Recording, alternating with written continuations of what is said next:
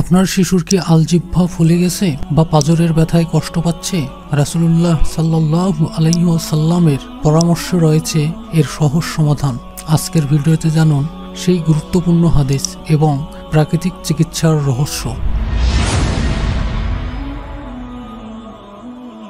উম্মু কায়েস রাদিয়াল্লাহু আনহা হতে বর্ণিত, তিনি বলেন, রাসূলুল্লাহ সাল্লাল্লাহু আলাইহি ওয়াসাল্লাম বলেছেন, কেন তোমরা শিশু সন্তানদের তালু দাবিয়ে এভাবে কষ্ট দিচ্ছ? অবশ্যই তোমরা এ রোগের জন্য অর্থাৎ আলজিহ্বা ফুলার জন্য উদ হিন্দি আগর কাঠ ব্যবহার করো, কেননা এতে 7 রকম রোগের নিরাময় নিহিত আছে। তন্মধ্যে একটি হলো পাঁজরের ব্যথা।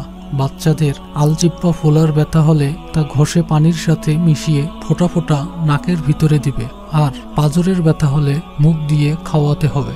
এই হাদিস থেকে আমরা জানতে পারি প্রাকৃতিক চিকিৎসার গুরুত্ব।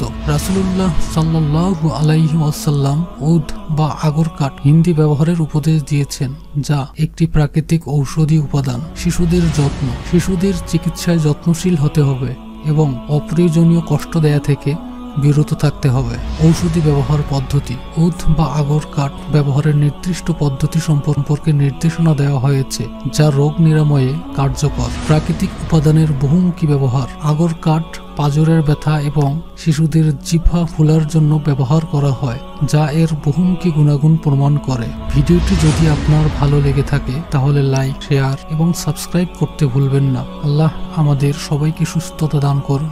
আমিন।